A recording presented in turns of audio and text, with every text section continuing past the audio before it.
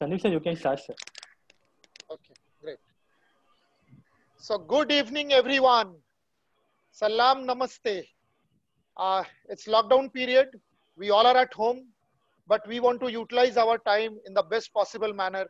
And I believe that this is the best way to utilize our time to know about the corona pandemic and what exactly is that. And we have a very good speaker with us. So, before I introduce our speaker, I would like to welcome all of you on behalf of Rotary Club of Mumbai North End, the Law Club, and Law Chamber of Siddharth Murarka. So I welcome all of you to this meeting. So today we have an eminent personality as our speaker, Dr. Arnab Roy. He's the speaker today. He will let us know, he will update us about this corona pandemic, various aspects of this corona pandemic. Dr. Arnab Roy is basically from Kolkata, is a technical lead, new initiatives and knowledge management, SRL Limited. SRL is a big name nowadays in India and everywhere. Dr. Roy leads the innovation and new test development functions at R&D, SRL, and heads the knowledge management activities of SRL Global Knowledge Forum. One of his core responsibilities at SRL lies in driving development and adoption of research and innovation based products, both within SRL and in clinical practice. So uh, uh, he anchors the core committee for advanced molecular diagnostic tests and oversee the compliances, uh, research and educational programs at R&D. Presently, Dr. Roy is leading multiple collaborative projects based on data analytics and artificial intelligence at SRL. He's the recipient of many merit scholarships in standard 10, 12, and every time. MBBS from Calcutta Medical College, and then MD from the Institute of Medical Science, BHU, Varanasi, and then executive management degree from Sailesh J. Mehta School of Management, IIT Bombay, and an executive education certificate on the implications of artificial intelligence in business strategy from the prestigious MIT School of Management, Boston, USA.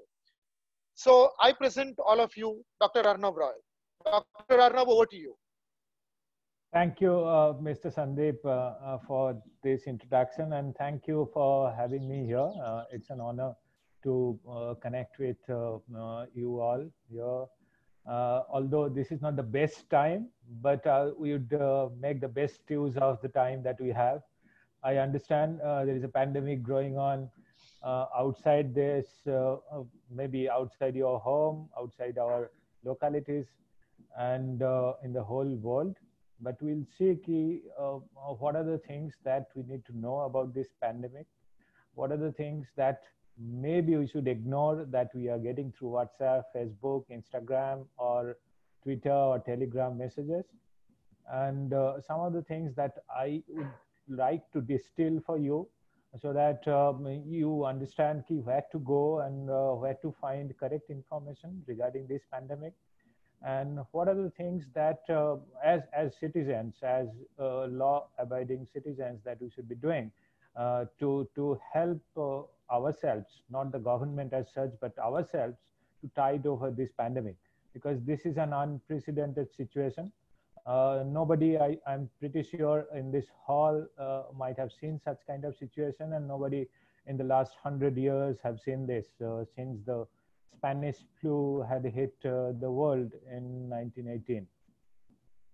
So this is a nice opportunity to connect. What I'll do, I'll take you through some of the aspects of coronavirus disease. And then wherever you have questions, then I'd like to take up the questions. And feel free to maybe drop your questions on the chat box. From time to time, I'll try to just read through the messages that you are dropping. And at the same time, maybe Mr. Murarka's or Mr. Sandeep's team or Neeraj will maybe scan through the chat box and put up some questions that I might have missed. So with this, let me start my presentation. I'll share my screen first.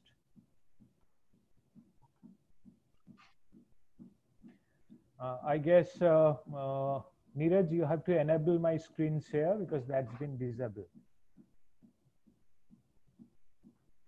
So I'm doing. Yeah. So you can share now. Okay. Okay. Thanks.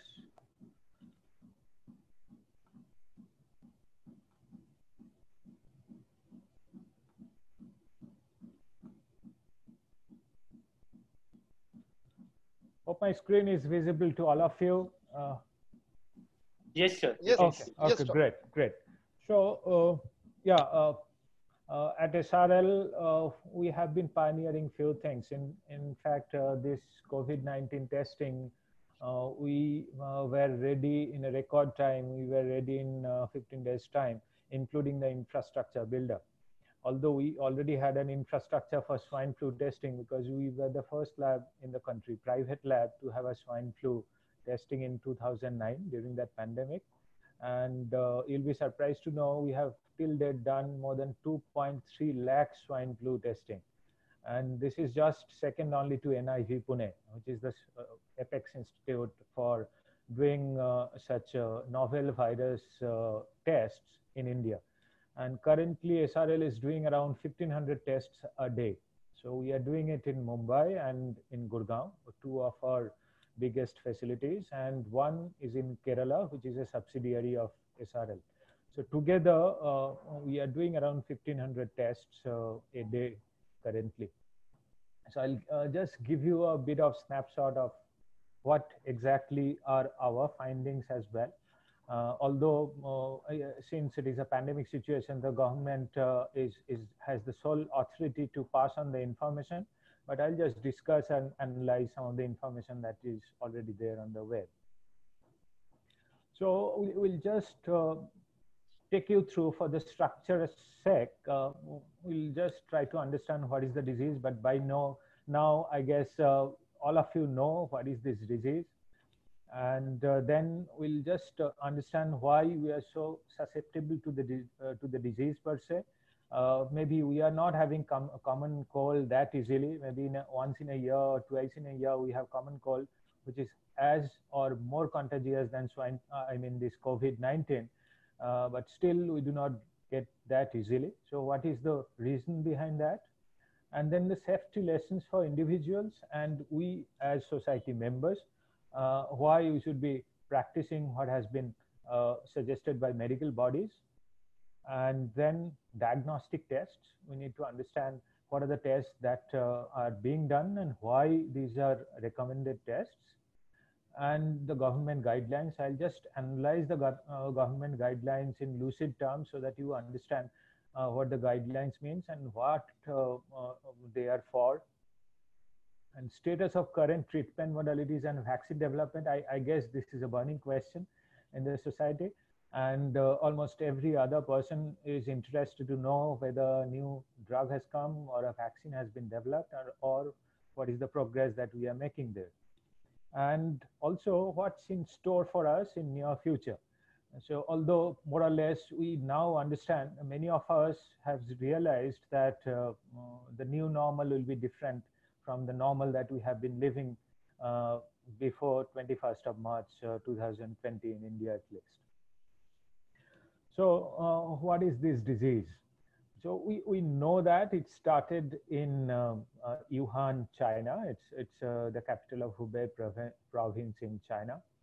It was reported in November actually, but it was not reported to the WHO. It was reported to the Chinese government there in November 23rd.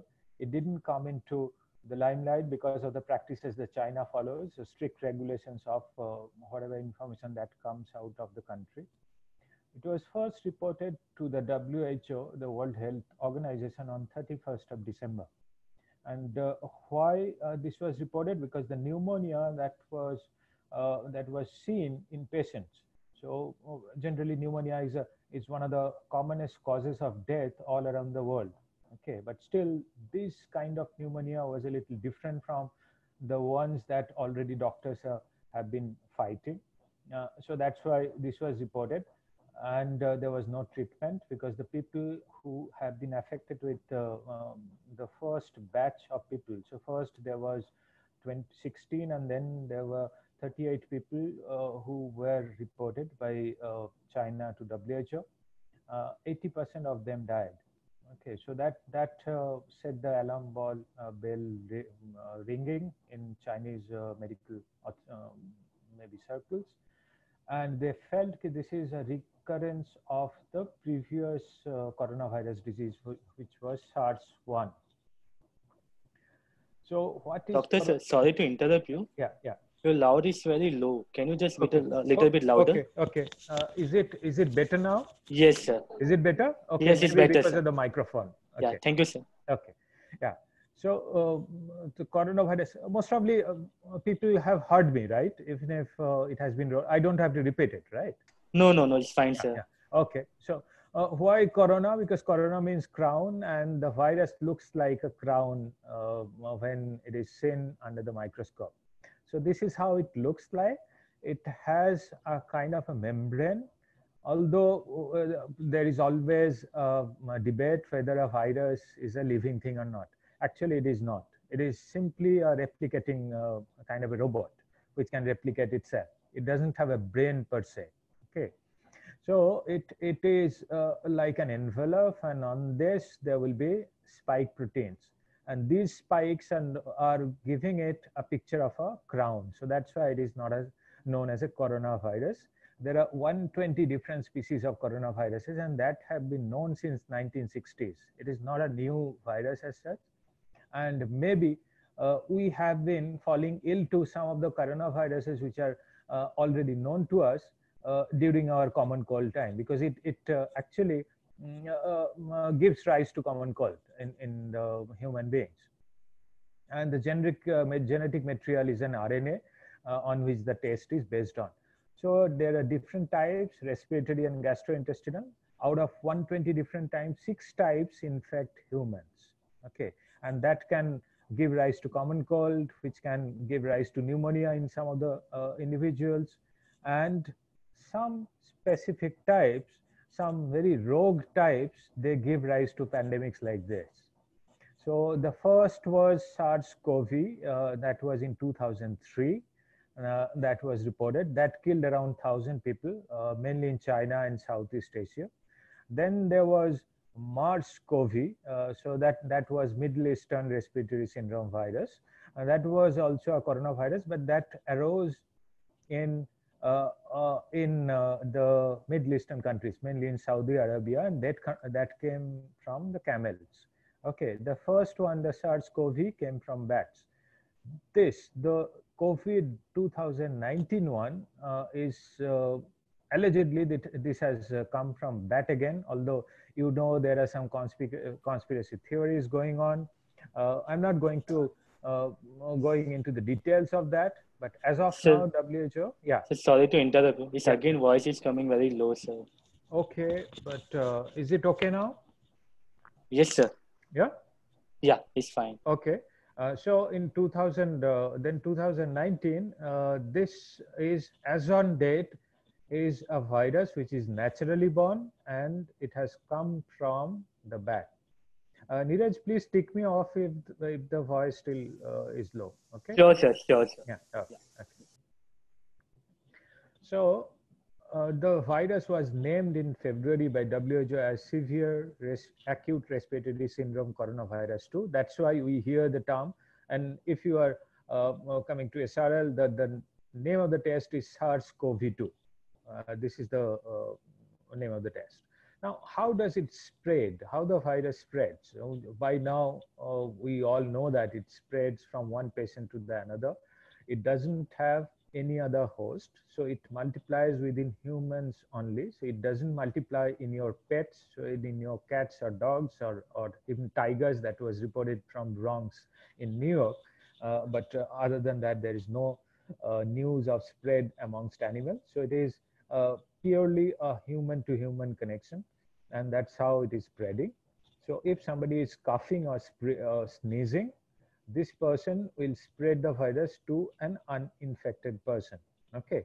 Although the 6-foot rule is very arbitrary, it can even infect people who are standing 10 feet apart if the particular patient is having high degree of infection. So I'll just talk about that a bit later. So once the cough or sneeze is there, if it is not direct contact, then this person will be depositing these cough particles, or what you call the sputum that comes out when you are speaking loudly, or even you are singing on the top of your voice, or you are coughing or sneezing.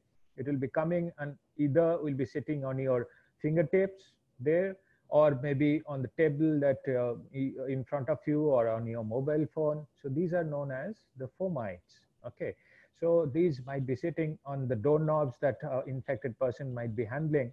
And then if a non-infected person is going and touching those surfaces, and from there touching his or her mouth, or doing a bit of eye visaging, then the virus particle gains entry.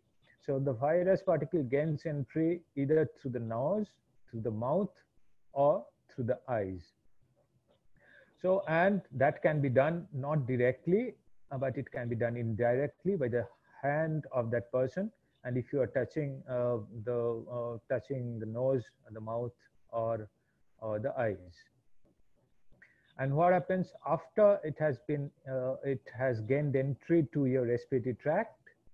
Let me just go back. Respiratory tract. Then it goes to the upper. This is known as the upper respiratory tract. If you know, if somebody is doing a test, then the lab will be collecting sample from the nostrils as well as the back of the mouth. So this is throat swab and this is nostril swab, because for the first 5 days, the main area of the human body which will be infected are the throat and the nostrils, inside the nostrils, back of the nostrils, etc. It doesn't go down below that.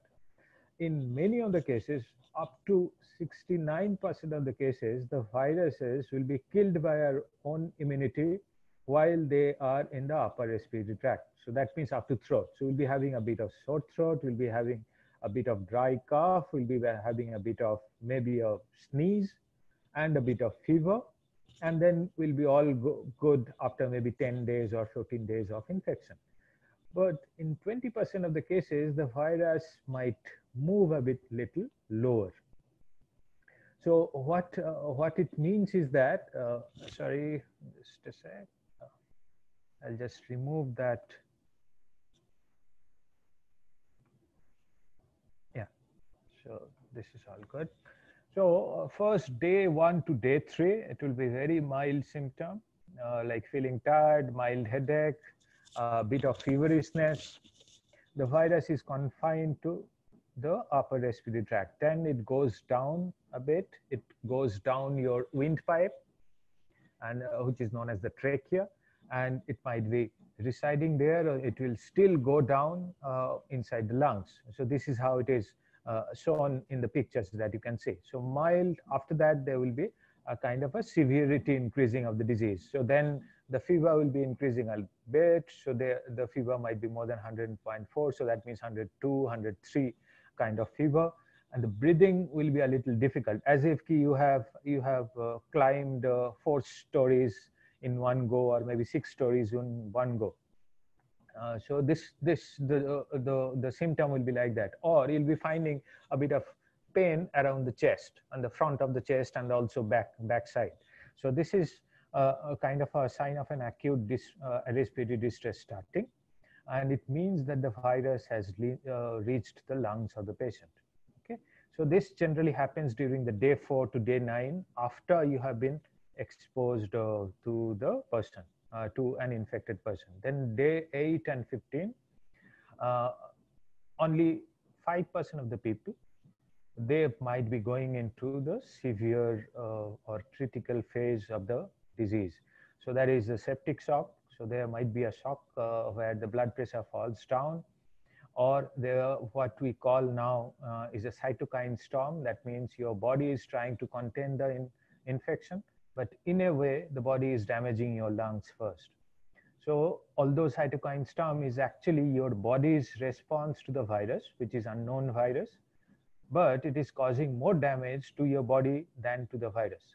It has been seen that in most of the cases, the viruses are not there in autopsy. So after death, if the infection disease specialist is checking the blood or the lung of the person, there is no virus left because your body has killed all the viruses by doing a storm, so by going into a war. But that war has killed a person. So this is how what is happening in most of the cases of coronavirus disease who are dying. So, but the death rate is till date it is pretty low. It's around 1 to 4%. In some countries, it is 1%. Like you must have seen in Germany, the death rate is pretty low. In South Korea, the death rate is actually less than 1%. But in countries like Italy, Spain, France, United Kingdom, even in US, the death rate is more than 6% to up to 15%. In Italy, during the peak time, it was around 12 to 14%. And it depends on the population density as well, and the population age group. So why and what matters what are the main reasons behind our susceptibility to the disease?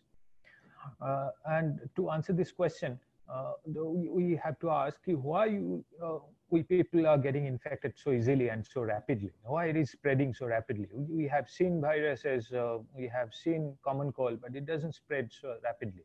The first answer to this is that we don't have any immunity against this virus. So this is absolutely unknown stuff. Our body doesn't know. Our body doesn't know how to react to it. No cells have any memory of actually combating such kind of demon. So that's why one of the reasons why you are falling ill, or somebody who is infected is falling ill. And the virus, though it can spread through sneeze or cough, but it can spread even if you simply exhale. So say, for example, some of the patients who have high viral load. So that means in the upper respiratory tract, there are a lot of viruses, millions or billions of viruses. Even if they exhale, a lot of viruses are coming out. So this is a very unique feature of this virus, unlike other viruses which generally stick and they do not come out so easily. But this virus comes out very easily out of the nostrils or maybe even from the throat itself through your mouth.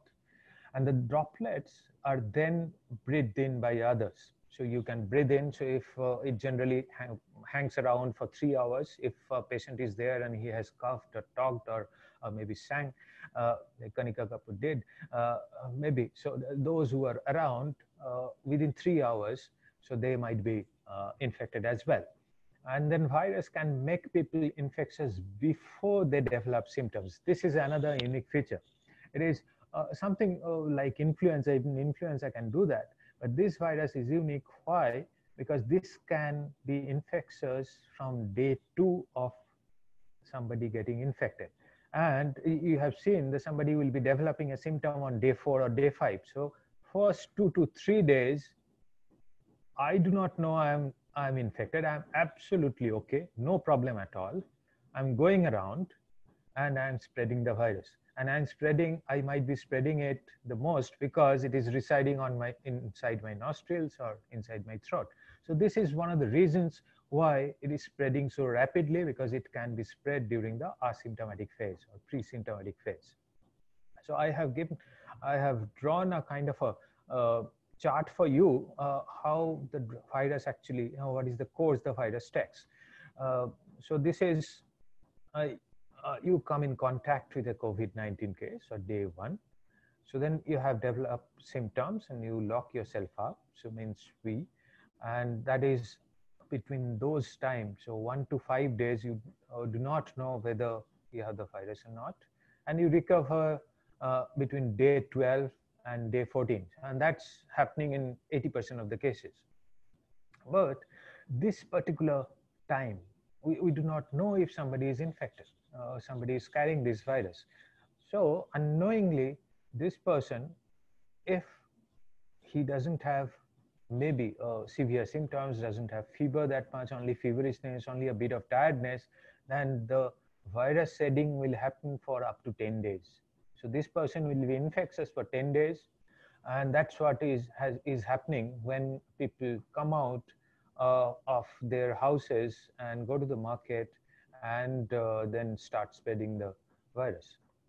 And compare this to COVID-19, just to give you an example, so that you know how different this virus is. A viral spreading precedes symptom by only 0.5 to 1 day and terminates within 3 to 4 days in cases of influenza.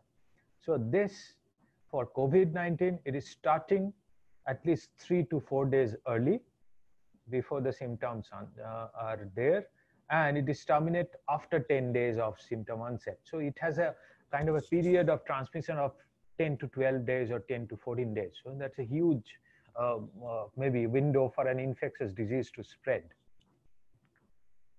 And this is what I was mentioning about the viral load. Although this is a very technical slide, but I wanted to keep you informed on this. What it means is that when you see the blue dots, the higher it is, actually the less viral load it is for a person.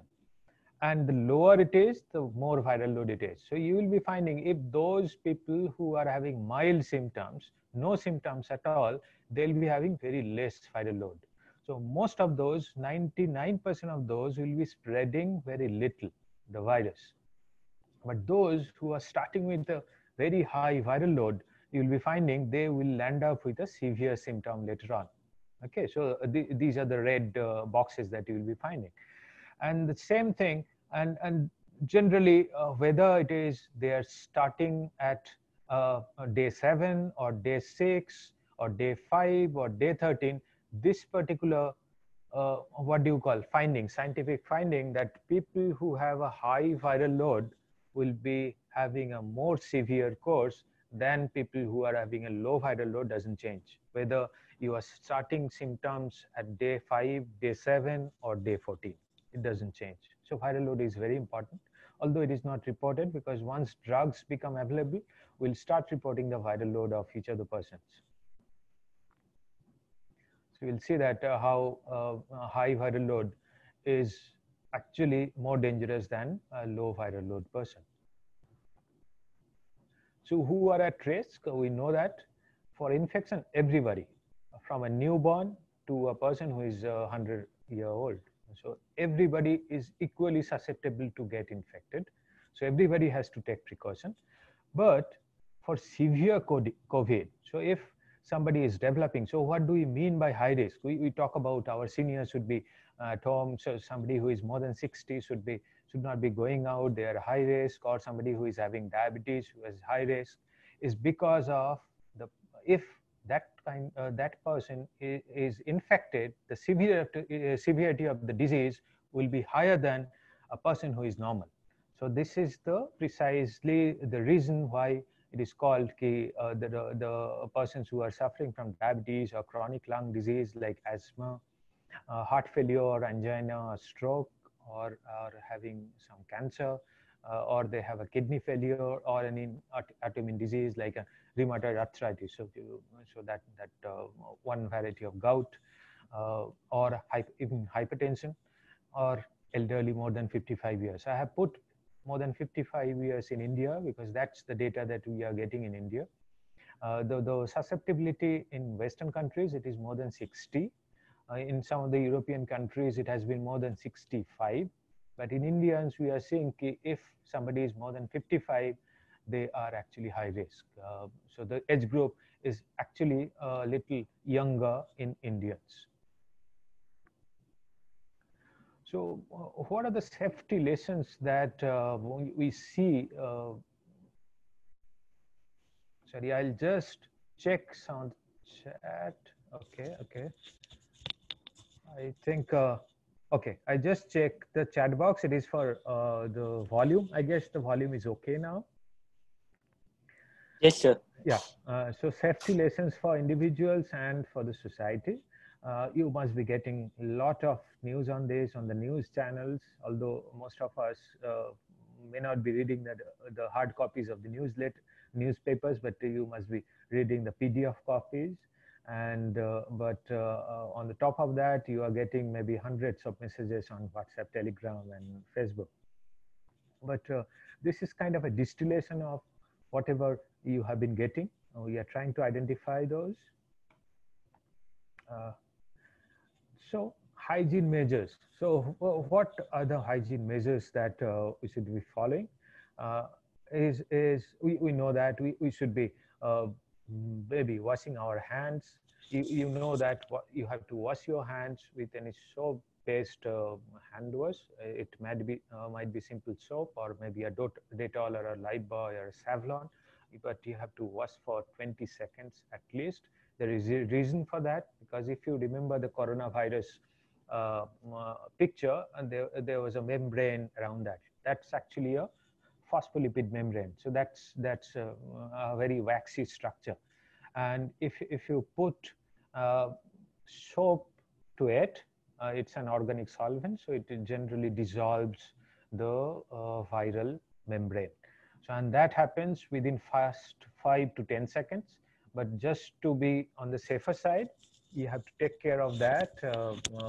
Maybe you have to wash your hands for 20 seconds at least, if not more than that. And you know the hand wash practices, I guess, by now. And also you have to clean the frequently touched surfaces. I'll be just taking you through the frequently touched surfaces and how you can clean that later on. But these are the basic hygiene measures that we have to follow at home. And another important point, most probably you might not have read, is the frequency of it. So how frequent you are doing it. Are you doing it when you are going out or coming in from outside, or you are doing it when you are sitting and watching TV, and after that you are going and washing your hands? Actually, you should be doing it. There has been some medical studies. One medical study was done before coronavirus, and it proved that if you are washing your hands 5 times a day, it decreases any respiratory infection by 45%. And it has been proven that if you are doing a hand wash of 10 times a day, the coronavirus spread comes down by 70%. So it is very significant. So the risk coming down by 70% by simple hand wash, a very routine hand wash, so is very vital. So not only hand wash, but the frequency of hand wash also matters. Physical distancing, it is not 1 meter, it should be 1.5 meter. So that has come in different guidelines as well.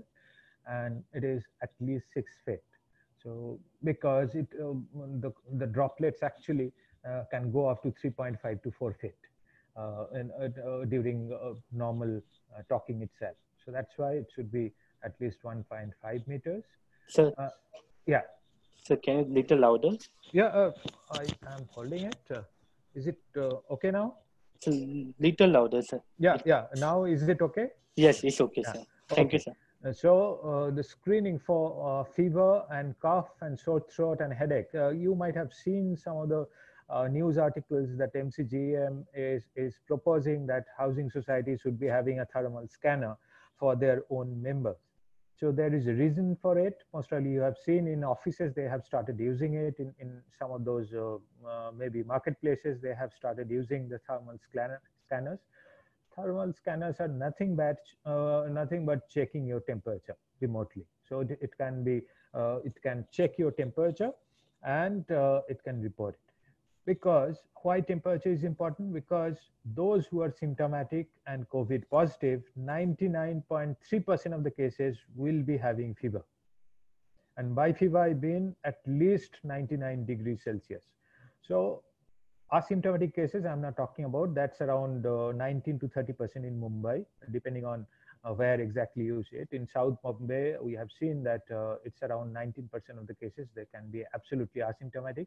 In the other parts, in the suburbs, in Mumbai North, it will be around 30% of the cases might be absolutely asymptomatic. But rest of the cases, 99.3% of the people will be having fever.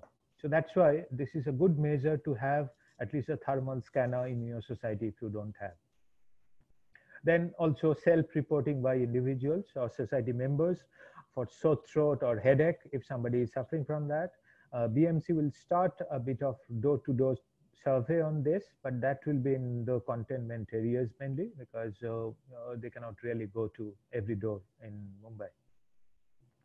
And then mask. The mask has to be worn properly, and with right fit, surgical masks are effective at blocking 99% of the respiratory droplets. So that means blocking means what? Not those which are coming in, those which can go out. So that means the surgical masks are for people who are wearing it. So that he or she doesn't spread the droplets into the environment. And there are certain questions regarding surgical masks that I'll just deal with it in the next slide. But you have to remember one thing. Each hygiene measure has its own flaw.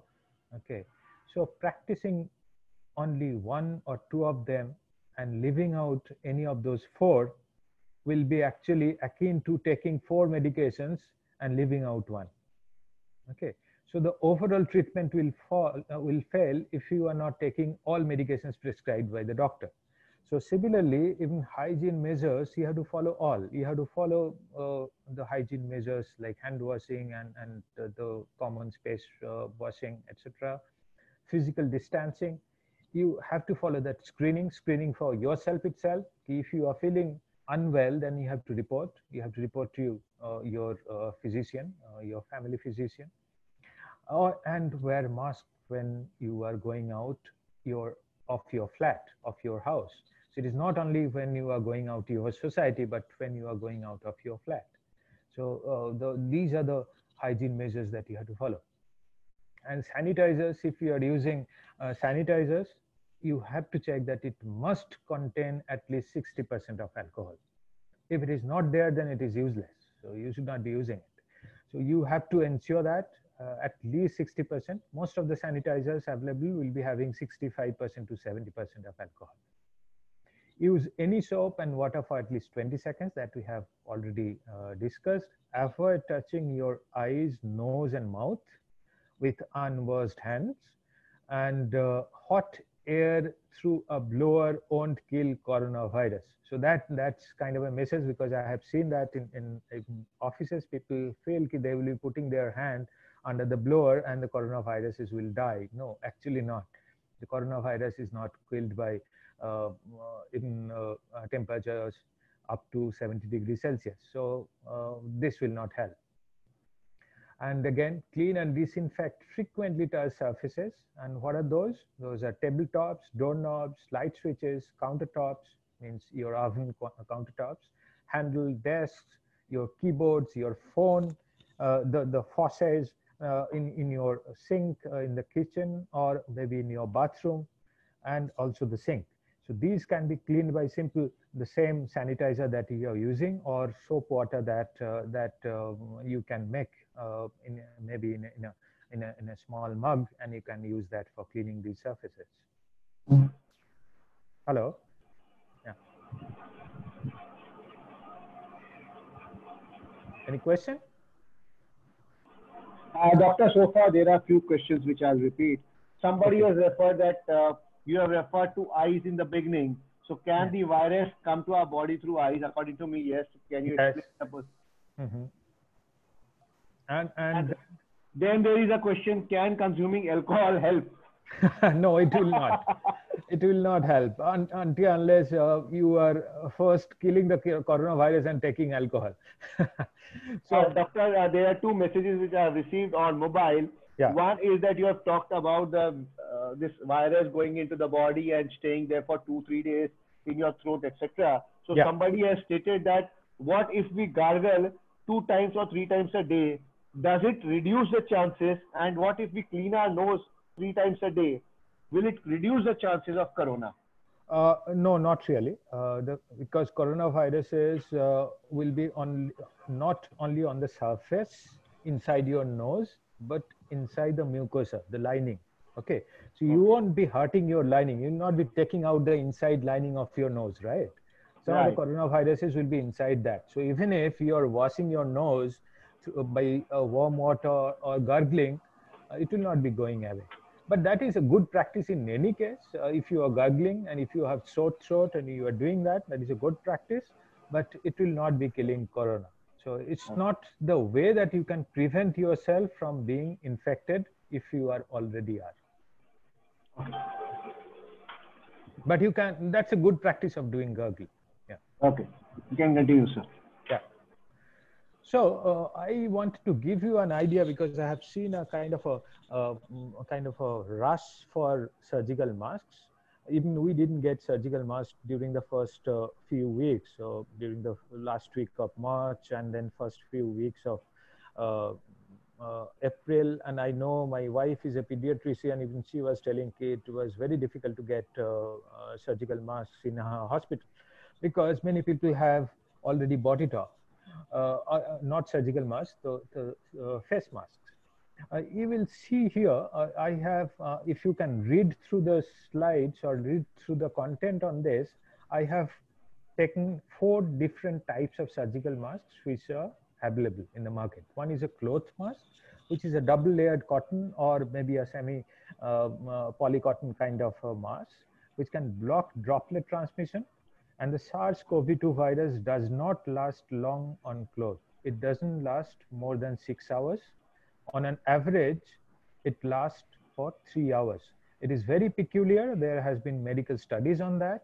On any soft surface, it can be fabric, it can be anything else. If it is a soft surface, it doesn't survive for more than 3 hours.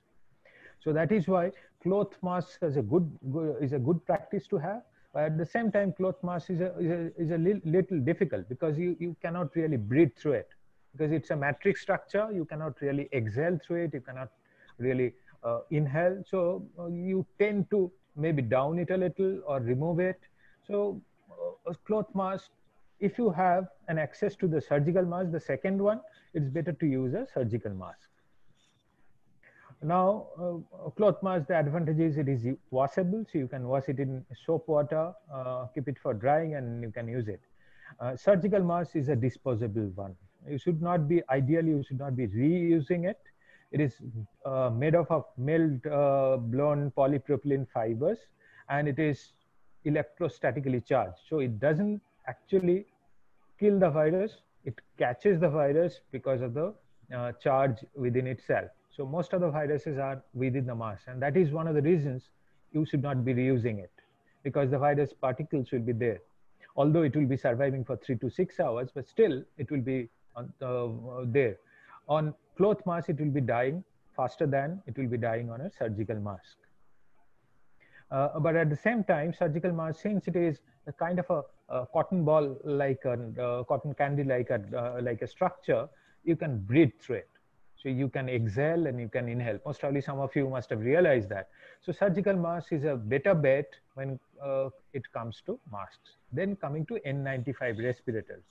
N95 respirators are specifically designed for healthcare personnel, but you can of course use it. And it can be used up to 5 to 8 times, reused, provided you are taking care of that. Once you have worn it, you are keeping it for drying outside your house, maybe dangling it on your grill for at least 48 hours, and then you are using it. So the ideal situation is have 3 different masks and then alternately use it. And you put it dangling for 48 hours at least. And then the viruses will be killed, it will be reused, and it can be reused up to 5 times. So that's an N95 respirator.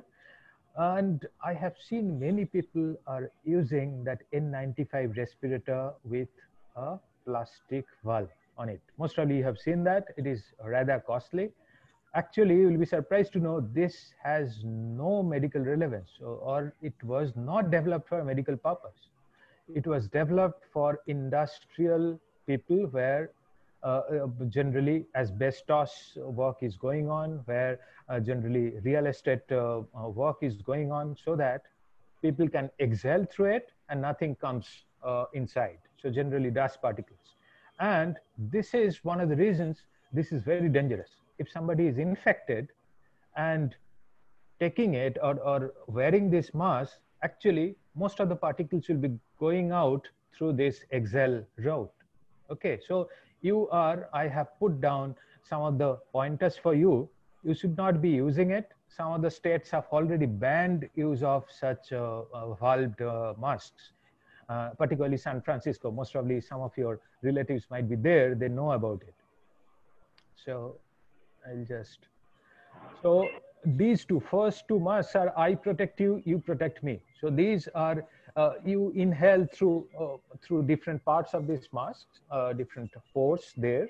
So it is that the infected person will not be exhaling the droplets. So I protect you, you protect me.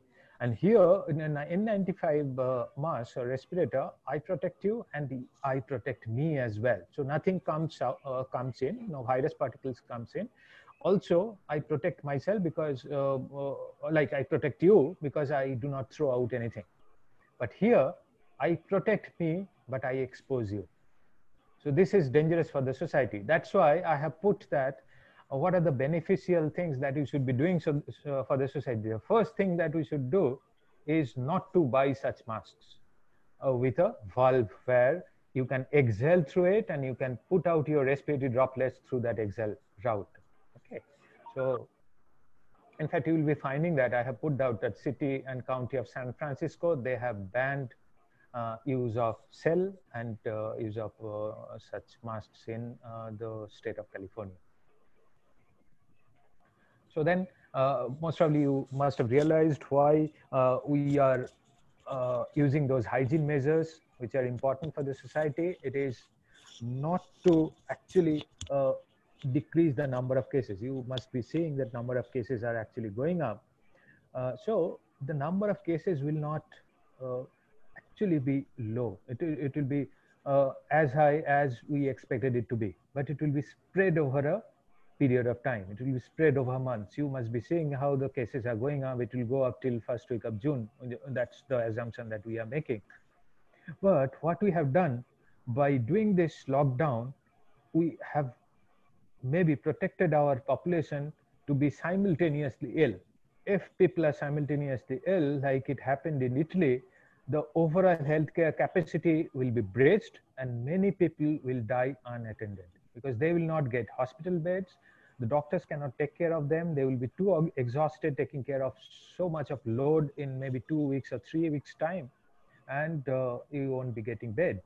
So after lockdown, what it does, this is known as the flattening the curve. So this curve has been flattened to this so that the number of cases will more or less be similar, the total number of cases, but it will be spread over a period of time so that the beds are empty. You will be getting, after a waiting period of 2 to 3 days, you'll be getting beds and doctors can take care of the persons who are admitted. So this is the reason why lockdown is practiced in different countries. So you might have realized that lockdown is actually a social distancing measure administered by the government. So it is social distancing that we are telling that individuals should follow. So what are the diagnostic tests? We have two types of diagnostic tests mainly. One is direct, another is indirect. You have to remember that indirect tests are of no value in pandemic situation. So if somebody is maybe forwarding that so-and-so ELISA kit, rapid test came from China, that were defective, this government didn't do well, that state government returned back all the kits, etc. This is for the government to take care. This is for epidemiological purpose. This is not to diagnose coronavirus disease. The coronavirus disease can be diagnosed by direct means. It can be diagnosed by real-time PCR. And two more technologies have come, like TrueNat PCR, and another has come, which is known as a CBNat by a company called Cepheid. So these are the three technologies which are direct measures of the coronavirus. It can detect the virus even before you become ill. From day 2 onwards, it can detect the virus inside your throat and nostrils. So these are the best tests to do, and this is what is recommended, and this is what is approved for private laboratories and government laboratories to do for patient testing. So what it does, extract the RNA of the coronavirus from the swab, copy of RNA signature into DNA in lab, amplify it by using PCR method, and then detect it. And generally, so these might not be relevant for you. You have to understand this is the process, what we follow. So the SRL follows this process, and most of the laboratories in India are following this process. take the sample, then RNA is extracted inside the lab. Then we use a PCR method to amplify that. If it is positive, we'll be getting a curve like that. If it is negative, we won't be getting a curve, or the curve will be below this cutoff line. This is how the reporting is done. Rapid tests are point of care, but mainly for surveillance purpose, because of the single reason. Why, you know? Because it will be coming positive 8 to 10 days after you have become symptomatic. So if you are symptomatic today and you want to get yourself tested and you get a rapid or an ELISA test, serological test done, you will be negative because the antibodies will appear in your body after 8 days. So that is the precise reason why these tests are not for diagnosing the disease. It will be effective when the vaccine comes in or later on, just to check the maybe the immunity status against coronavirus later. So this is how the tests look like. The rapid test is like a simple, like if you have seen a Prague color test card, it's something like this. Yeah. Are the tests only important, or the kits only important? No, everything is important for the lab. So we are trained manpower, the PPE, the personal protective equipments, the diagnostic kits, the specimen, the logistic system, and documents. And what we felt during the lockdown is that this is the most important part. Most probably you have faced the same thing from your friends, from your relatives, that getting a test done is very difficult. Because I cannot really send one person to collect in your house, maybe if God forbid there is a need, because that person will have to wear a PPE and maybe will have to serve 100 requests in a day. And all PPEs are disposable, single use only. So once a person is going, have to wear that, remove that, again, come back to lab, again go to another collection. So it is logistically very difficult during lockdown situation, because even the phlebotomists are actually checked by the police persons on the roads, and that is rightly so. But they are delayed because of that. So how does another question comes out generally in the media? You'll be finding whether you are doing adequate tests. This is one of the graphs that you'll be finding from the Oxford University data science laboratory. You'll be finding where India stands. It is actually the third largest country or the third biggest country doing tests, apart from Germany. Germany is there, but Germany doesn't report its tests to the WHO. So that we do not really know whether they are using only RT-PCR or they're using rapid tests as well, but they are doing billions of tests. But the front runner is United States, and India is doing well. But whether it is adequate or not, we'll just see in a slide later. So this is an analysis that from SRL we had done. You'll be finding the best country that we have analyzed that have done phenomenally well in controlling the pandemic is South Korea. You must have read about it, South Korean model. Another country which is not a WHO member because of the Chinese influence on that, that is Taiwan. Taiwan has done phenomenally well as well, but there is no data in the public domain from that. So we have not put that particular figure here, but South Korea has done phenomenally well. So this is a log curve. So it gives you a picture how many positives are there, and against positive, how many tests are doing. So their positives are very low, but they are doing phenomenally well. So 7.47 lakh tests they have done till date. USA is doing far bigger numbers, so almost more than 1 crore tests they have done, 11.5 million. But at the same time, they have positives of 15 million. Or 1.5 billion, 15 lakh patients. So although they are doing more, it is in the community of US. So any number of tests they are doing, it is failing to control the epidemic there. In Italy, they are doing off late well. They had not done in the first few months of the pandemic, but over the last month, they have actually stepped up their testing. But you will still see it was not adequate. In India, you'll be saying we are just at par. The number of tests against the number of positives, we are just at par. Indonesia, I had a presentation last month in April, and I had commented Indonesia is a hotbed. It's going to be a hotbed later on. And Indonesia was doing phenomenally low number of tests. You will see that the number of positives and the number of tests, it is not balanced, but they have stepped up. They were doing around 1,000 tests per day, but they have stepped up. They are doing more than 10,000 now. So this is how it stands. So what it gives, this picture is, till that we are doing adequate number of tests, but we never know, by end of May, maybe we have to do more. So government guidelines, what the government guidelines are based on this principle that we need smart coronavirus testing, not just more testing, because we are a population of 135 crores, so we cannot really test everybody there. So what are the guidelines? So with symptoms, mainly the guidelines are focusing on the symptoms. Let me maybe read a chat. How long does the virus last on different surfaces? Okay. Yes, sir. We have certain questions. Yeah, One is how long the viruses last on different surfaces, that is metal, glass, and doors, bells, etc. Whatever you have said. Okay. So on metals, although the study was published from Imperial College of London, so that's a medical school, and that has been circulated widely on WhatsApp and everywhere, that it can survive till 72 hours. But that 72 hours was on a controlled environment, in the lab environment that they have checked it. And it has survived. And what does it mean by survival? It survives on a steel surface for up to 48 hours, on a plastic surface for 72 hours. But what it means by survival? After 72 hours, only 0.1% of the first load will be left. So does 0.1% of load at the end of third day will infect a person or not? Nobody knows. Actually, it doesn't. Okay, so you have to, if you have seen that the viral load matters when it comes to infectivity of a person.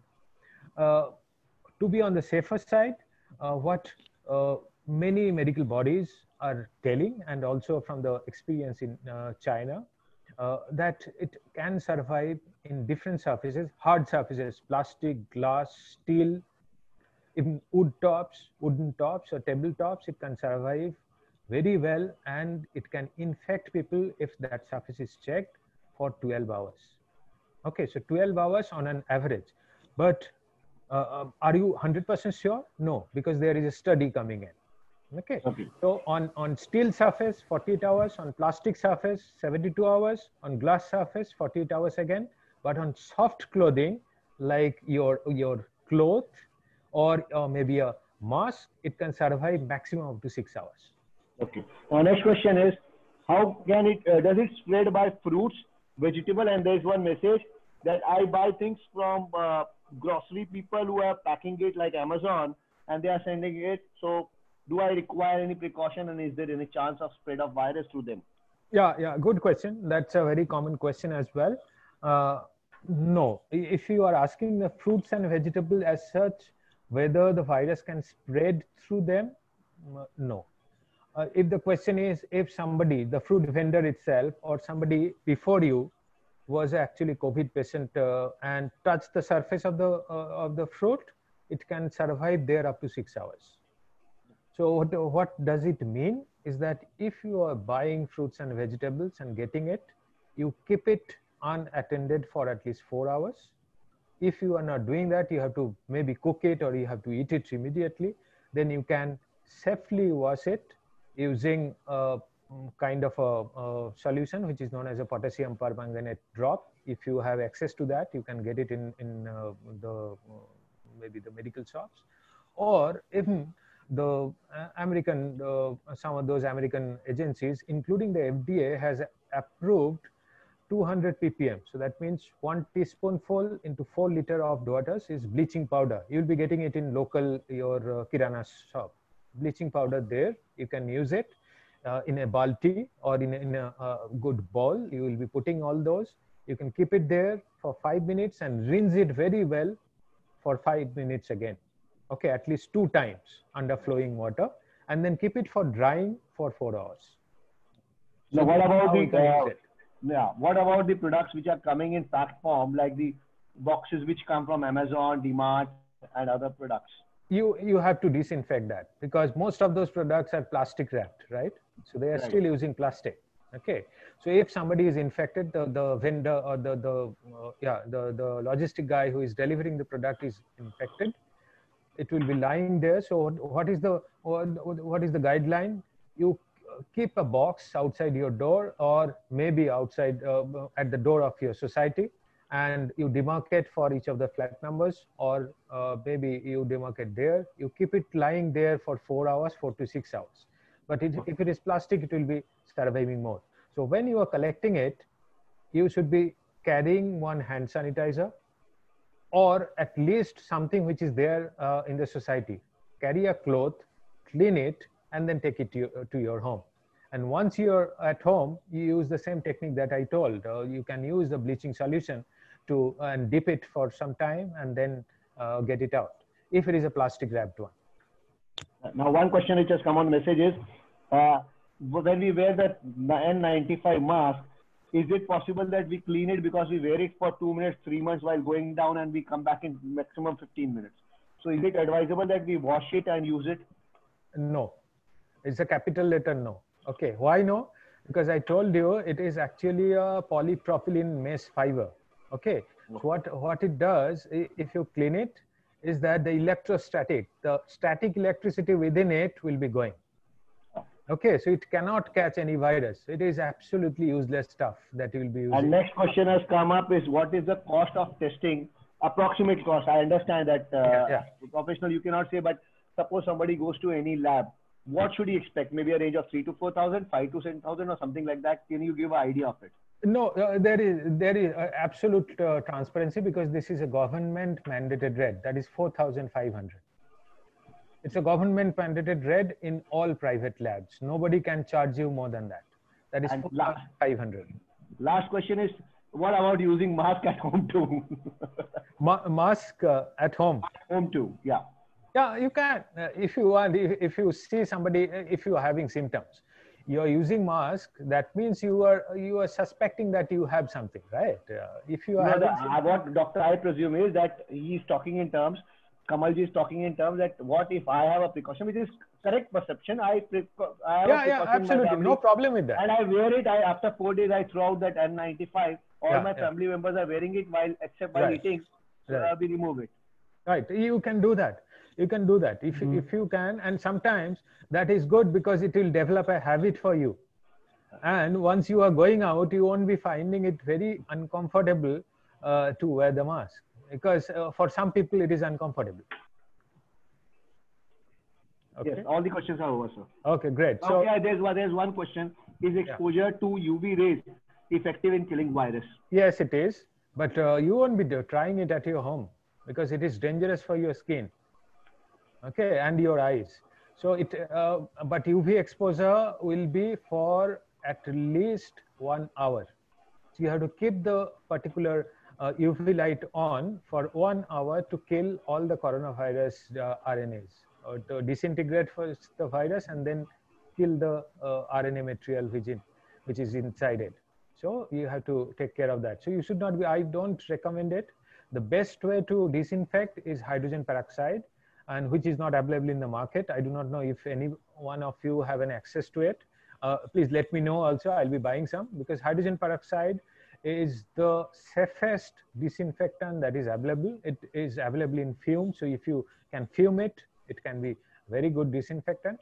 But otherwise, using UV ray is not recommended at home. Questions are over, sir. Okay. So let me just quickly go through. So if somebody is asymptomatic, so if it is symptomatic, there is no problem. Get a prescription from the doctor. Let the doctor fill up a form. I'll be showing a snapshot of the form later, and then go to the nearest private or public facility, and you will get tested. Okay. But when it is asymptomatic and you have got in touch with somebody, say for example, you know that that person turned out to be positive, so there will be a kind of an anxious period for you, and there the recommendation is get yourself quarantined. Get yourself quarantined. There is no need of testing in that phase, asymptomatic phase, and even if you are a direct contact, If you develop symptom, in any case, you will be again going to your family physician, get a prescription and come to lab.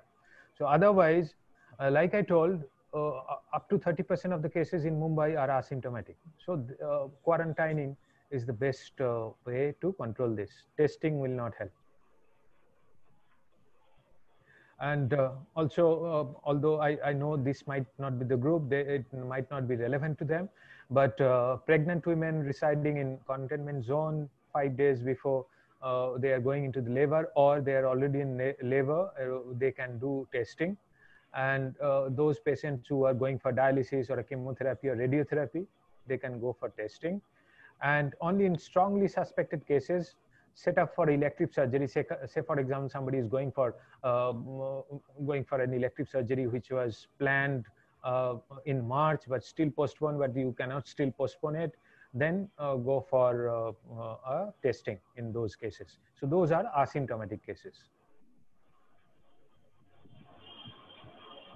So as such, India has, as and date, quite a good infrastructure for testing. We have close to 550 laboratories now all across the country. 385 of those are in government and 158 are in private sector.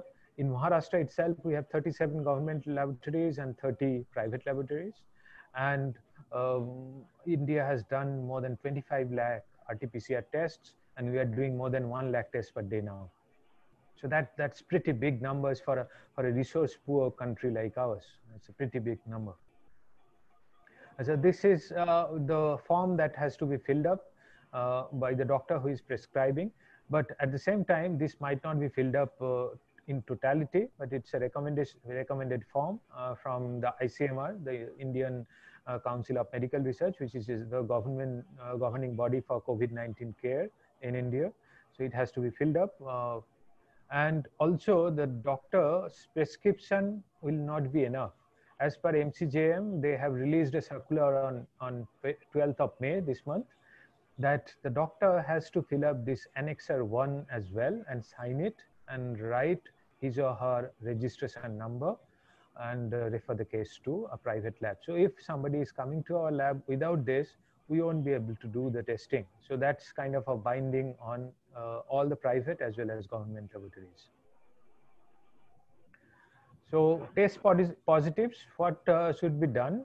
We mentioned that a while ago, quarantine of 14 days for asymptomatic or pre-symptomatic cases, isolation for mildly symptomatic ones, and then have a person who can be in contact with the nearest COVID center. So we are talking about the home quarantining, and monitor health daily and inform the local medical officer of health and your physician.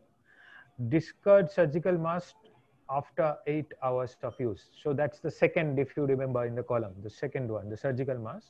Use 1% hypochlorite for disinfection. Means what? Not for reuse. Before discarding it in a dustbin which is covered, a covered dustbin, ideally you should be disinfecting it and then discard. So that is again a bleach solution, which is a very cheap and readily available solution that you can make at home. And when the quarantine isolation ends, for those people who might have faced or maybe relatives or friends might have faced it, there are two strategies as of now. A time-based strategy for those who are asymptomatic but laboratory confirmed. Home isolation will end after 10 days of date of sampling. So there are no symptoms. So you have given a sample today, 20th. So your home quarantine will end on 30th of May. Symptom-based strategy. So somebody who is symptomatic when giving sample or develop symptoms after giving sample, those asymptomatic phase. So that is 17 days after that, after onset of symptoms, or 10 days after no fever. So that's the symptom-based strategy for home quarantine or isolation. No repeat testing is recommended for home quarantined or isolated people. So you don't have to go for testing every 48 hours before it turns negative, then only you can go out. No, you have to follow this time-based strategy, and that will be enough if you have already recovered clinically. your physician will be guiding you on this more. So what's in store for us in near future? What's the new normal that we are actually staring at? Is that no medicine has yet been approved. So that is as on date. Do you think medicines will be approved? Yes, emergency use authorization is already there in US for hydroxychloroquine and remdesivir. These are getting used. So why you are telling there are no drugs available? Actually, drugs are available, and those are working, but those are working in less than 30% of the cases. So those are not working in 70% of the cases. So that means those are not specific drugs. So like remdesivir is actually was developed for Ebola virus. Lopinavir and ritonavir that is being used in India, even in Kasturba Hospital in the COVID care in Seven Hills, they are using it. So that's a drug for HIV. Hydroxychloroquine, you must have seen and a lot of WhatsApp messages that you should be taking hydroxychloroquine. No, you should not be taking it. It is generally used for malaria or rheumatoid arthritis. But there is no recommendation of taking this for non-healthcare workers who are not in constant touch with COVID patients. It doesn't treat COVID-19. It can give a bit of low viral load. It can lower the viral load during the first few phases. If you remember those high viral load cases, the severity will be more. See, if somebody is infected, the high viral load is high. Generally, it is in healthcare workers who are in direct touch with patients. It is recommended by ICMR that they can take hydroxychloroquine. Azithromycin is getting prescribed as well. And there are news reports coming in from Bangladesh. In 60 patients they had treated COVID-19 cases with ivermectin and doxycycline. And these are already known drugs. And you'll be surprised to know this was recommended in Australia on 7th of April. Ivermectin has been used in Australia. And this was used in Monash University Hospital as well as the Doherty Institute. Doherty Institute is known for its Nobel laureate Peter C. Doherty, who invented the antiviral drugs. Okay, it is getting used in Australia, but they didn't find much benefit of it. But in Bangladesh, they found some benefit. So that is good news for us. Maybe in South Asian countries, it might be working. So, but still, we have to do more studies in more patients, not in 60. We have to do at least in 6,000 cases. So then only we'll come to know whether it is working in more than 70%, 80% of the cases. Another is interferon beta 1 alpha. This is used to treat autoimmune condition called multiple sclerosis. It is very costly, 3.5 lakhs a month. And but it has been shown to be effective in some of the cases in Italy, but not widely. Tocilizumab is generally a kind of a salvage medication. So it doesn't kill coronavirus, but if somebody is very ill on ventilator, it has been prescribed, and some of the cases, ventilated cases, has come back, but not 100%. So it is not 100% effective. And you must have read some WhatsApp forwards on plasma from recovered patients. You have seen some of the guys who were there in a mosque in Delhi. They donated plasma as well. They have tried it out in Delhi. They have tried it out in Kasturba Hospital in Mumbai as well. It didn't work in 100% of the cases. That's what I can share with you. So as on date, no medicine has been approved and no medicine has been 100% effective in treating coronavirus. So we have to keep our fingers crossed. So we are doing a study called a Solidarity study. It's a clinical trial on the drugs that I have underlined here, remdesivir, lopinavir, hydroxychloroquine, and interferon beta alpha. That's a WHO mandated study that is running in 100 countries. And India is one of the countries where it is running. We are doing another study as well. SRL is a part. Yeah. SRL is part of that study as well, which is kind of a seroprevalence of COVID-19 in India. But this is a study, we are expecting some output from it in the first week of July. And no vaccine yet. No vaccine has been approved. 4 are in phase 2 trial. Just to give you an idea, phase 1 is the first phase, which takes around 2 to 3 months. Phase 2, which will be taking maybe 15 days to 1 month, because it is only in 10 patients or maybe up to 100 patients people will be doing. In phase 3, it will be in 1,000 or more patients. So that no vaccine has gone into that kind of trial. So that will take at least 4 months. So from here, if we say 4 months, it is already September. And then phase 4. And 3 and 4 can be expedited, blocked together, and we can get earliest that we can expect is end of the year, December, not before that. Because even if some vaccine trial is successful, it has to go into, like Mr. Kedia might be knowing, it has to go into manufacturing phase, and manufacturing in billions. Okay, so even if it is successful, to get that system in to manufacture in billions, like Serum Institute in Pune does, or maybe Sanofi Pasteur does in France, or maybe Glaxo will be doing in Manchester. So they have to group together all those manufacturing processes so that billions of vaccines can be produced. Generally, it takes 45 days to create such a facility after a successful trial. So we don't expect anything before maybe end of this year. But these are the companies: Moderna, University of Oxford. You might have read about it. Serum Institute, the Chadox vaccine. Although it didn't fare well in the phase 1 and phase 2 trial, but still it is a ray of hope. So again, what's there? Our numbers are increasing. This is as on 18th of May.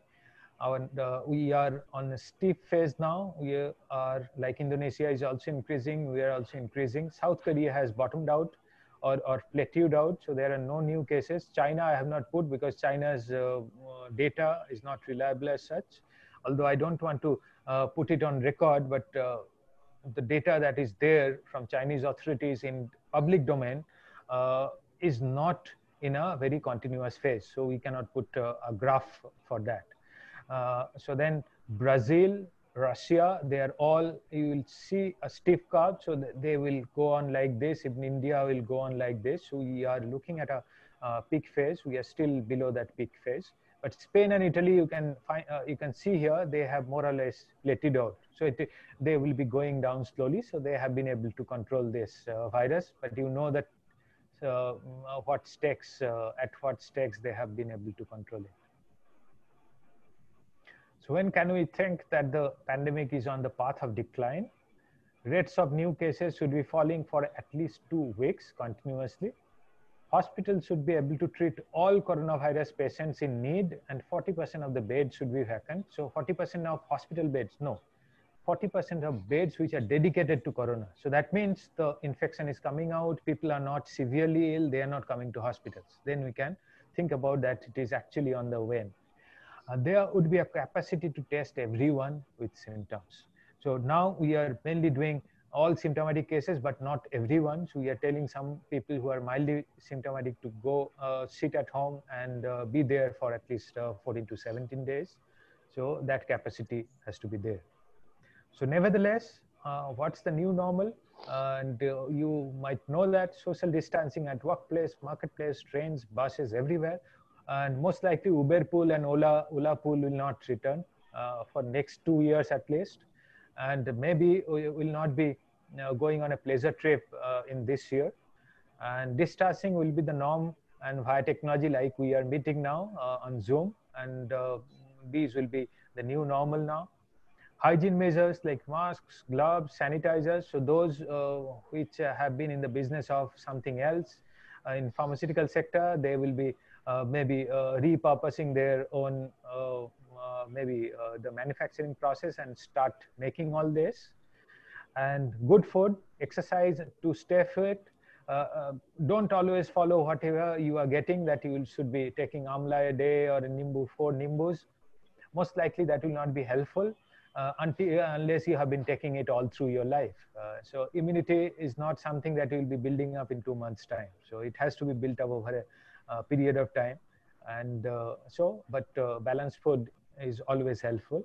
And exercising is important. So if you are not going out, at least you start strolling inside your house itself and at least make 200 steps a day.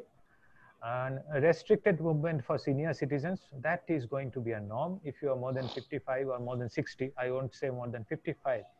If you are more than 60, it's better to restrict. It's better to rely on your sons, your daughters, maybe your granddaughters, grandchildren. If you rely on your neighbor who is younger to fetch you something, don't go out until unless it is absolutely necessary. And limited leisure travel, of course, that's what I spoke about. Thank you. And of course, this is what I can wish now. Stay safe. So questions? Hello. Yeah. Yeah. Dr. Arnav. Yeah. This is Sandeep here. Yeah. So just wanted to ask you that do we have to live with this virus for a while, or this is going to go away on its own, or what exactly is the scenario?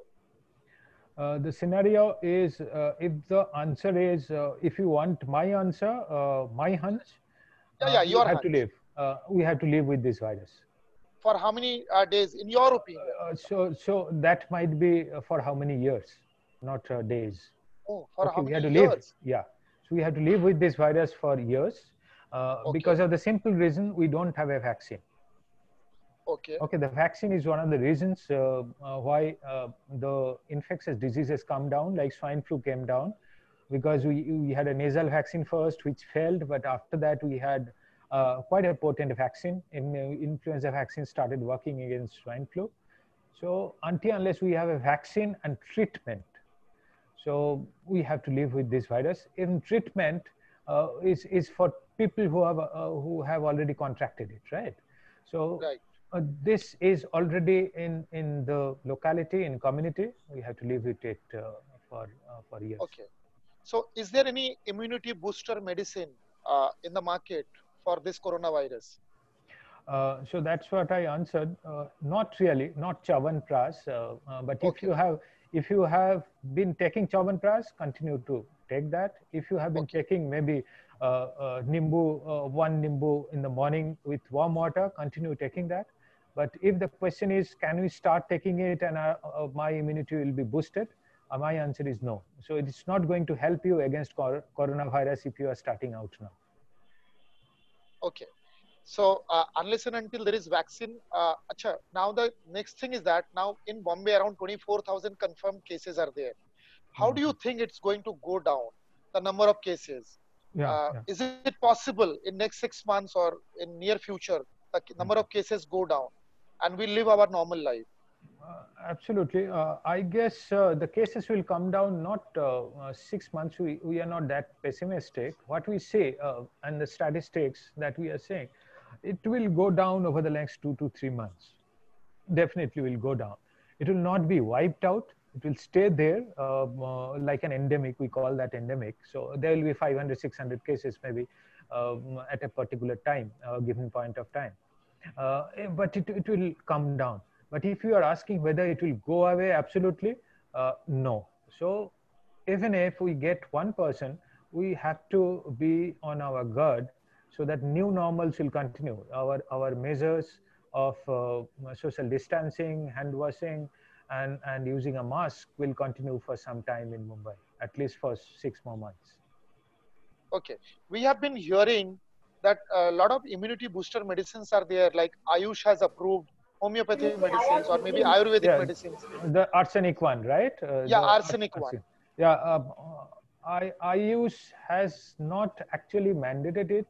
They have recommended for people who have been taking it. I won't be able to, because I am coming from a modern medicine background, so I won't be able to comment on a homeopathic drug. But I guess I answered your question. If something you are starting off now, which is of chronic nature. Say, for example, even arsenic will not be starting working in your body right now if you are starting now. So it will take at least 2 months, 3 months, or 6 months to work. So you are not protected by taking that medicine, right, at this moment. Okay, great. So one more thing, doctor, which is very relevant in today's time. You have already explained a little bit. like buying groceries or buying fruits and vegetables, like what is the way exactly we should do? Like we buy the grocery and vegetable today and we keep it for 12 hours aside in our house. Is that more than sufficient? I think that is overkill. You don't have to put it aside for 12 hours. Maximum you need to put it aside maybe 4 hours, because no study has shown that it is surviving on fruits and vegetables for more than 3 hours. So it is not. Okay, and these are not the modes of transmission. Modes of transmission means where the virus particles will multiply. The virus particle doesn't multiply outside human body. So if you say, for example, 100 particles on kaddu, say for example, on a loki, and you are touching it, so then there is a chance that you are getting infected. But if you are touching it after, say for example, 1 hour, only 50 particles will be live. After another 2 hours, only 25 will be live. In 3 hours, all will be gone, or maybe 0.1%. So because they are not multiplying, so it is not that dangerous, the vegetables, the fruits at least, that they will be carrying the virus to your home. If you are taking that measure, if you are cleaning it properly, like I mentioned, and then you are keeping it to dry for 4 hours, that is enough. So like there are exposed vegetables like that, those can't be cleaned, like potatoes or maybe onions or maybe cauliflower. You cannot put it in the water and clean them. Right. So right. basically it means you say that get fruits and vegetables, keep them aside in the house for maybe 6 hours to 12 hours and 6 then hours touch it. maximum. Don't Maximum do 6 it. hours. Yeah. Okay. And the groceries, when we buy groceries, there are a lot of plastic packets. Like every grocery product is in plastic packet. So when we buy grocery and bring them home, so on the plastic, you said that maybe 3 days it is lasting. Right. So how should we go ahead with that's that? what I told. If you are buying a plastic waste, say for example, you're buying a kind of a pack of maybe oats, for example, okay, or a biscuit. So when you are taking it home, in any case, you are touching it with a sanitized hand in a grocery store. You are taking it home, you are sanitizing your hand first, and then you are sanitizing that particular item. So because you can keep that in a bleaching solution, 1% bleach solution, that oats pack inside that, because it is already vacuum packed. Okay, so you can keep it there. You keep it for 5 minutes. Then you rinse it very well in clean water, and then you keep it aside to dry it off. So that can be done for packed food.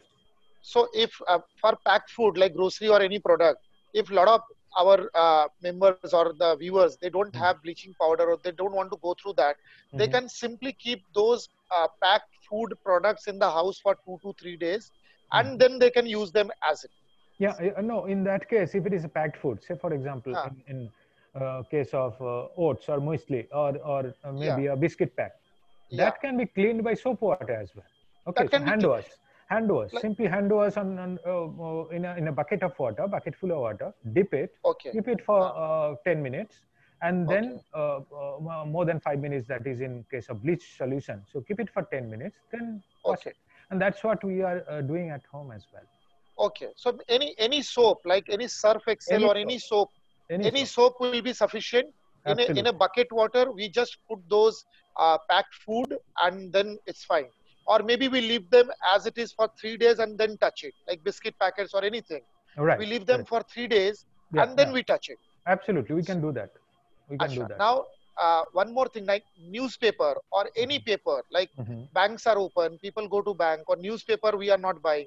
So on paper, how many hours it can last, or is it safe to use newspaper or whatever?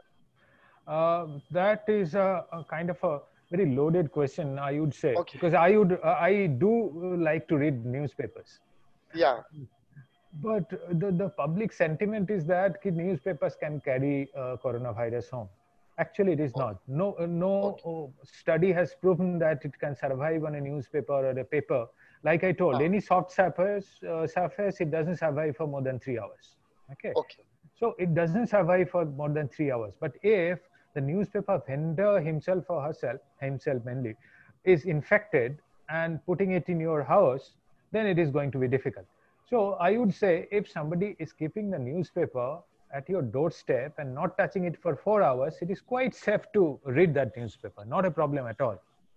So any other documents also? Any other documents, any paper okay. document, any paper. Okay. Now, what about the currency notes? A lot of viewers or a lot of people have questions about currency note. Right. If they withdraw it from the bank or if they take the change from the shopkeeper, is it advisable or what exactly should be done? If you are withdrawing from the bank, it's absolutely okay. Okay, so because nobody has touched it for maybe some hours together. And on paper, I told it will not survive for more than 3 hours. And but if it is getting exchanged at a shop where the shopkeeper himself or herself is infected, then it can be a mode of transmission. So it's better to use maybe those digital channels like Google Pay or Paytm or others, and also transact in coins. Okay, if it is a simple coins, or transact in exact denominations. See, if you are buying something of 210 rupees, give 210 rupees. Don't give a 500 rupee note. Okay. And another way that even at home, so I am sharing my experience. So we have ironed it out. So we have ironed out some of the notes that we have got. Or I have kept some of the notes that I have got from outside. I have sanitized my hand. I have kept it outside for 3 hours and nobody has touched it. Okay. So if you have done that, that is enough to disinfect. Okay. Now, the last question probably is regarding milk and breads. Like milk is available loose in the dairy in every gully, or it is available in pouches, or Tetra Pak is available. What do you suggest? Because milk is very essential product for everybody. Of course it is. Yeah. Milk is not a mode of transmission for COVID. So liquid milk, whether you are taking it loose or in packet, is not a transmitter of COVID. Okay, so it will not be growing within milk. It will be dying. So milk is not a problem.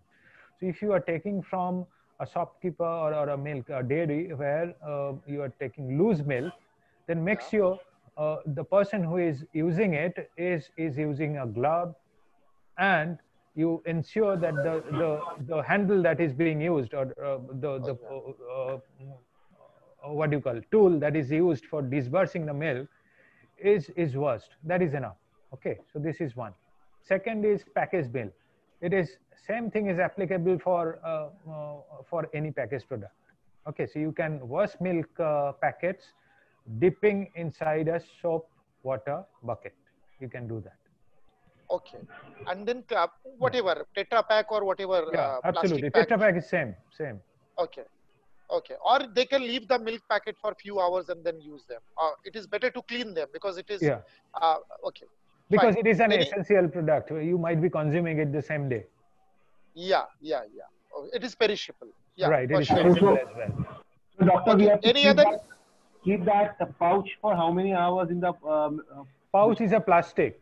So how many hours in the water with this soap? No, so that is 10 minutes if it is soap water. Okay.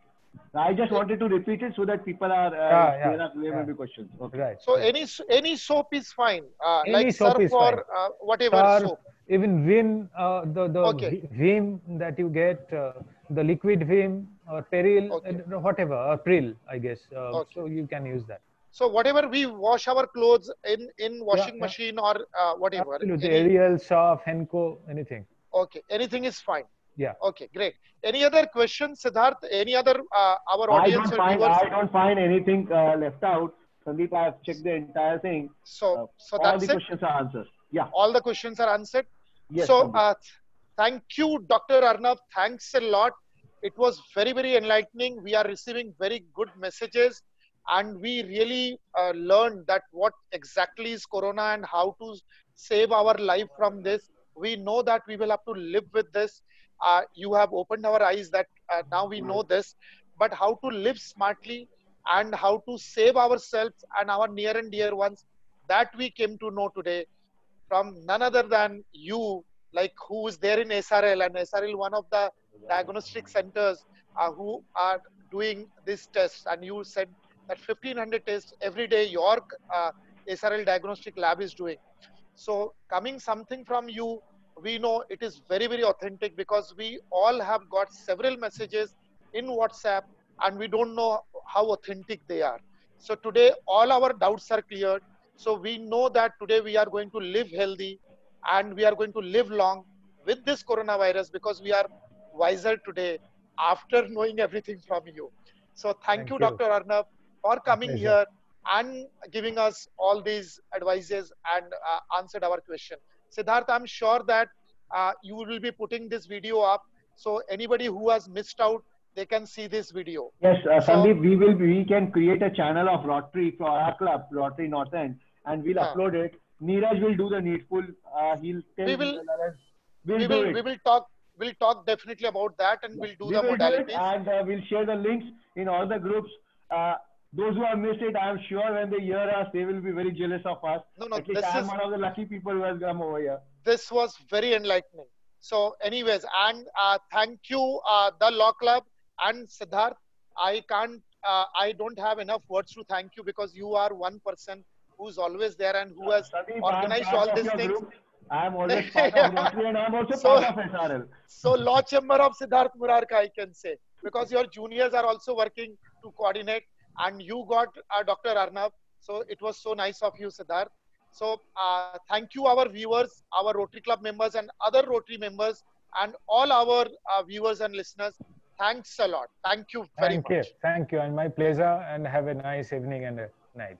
Absolutely. And I wish everybody to stay safe, stay indoors, and follow what Dr. Arnab said, these rules, regulation, or whatever you say.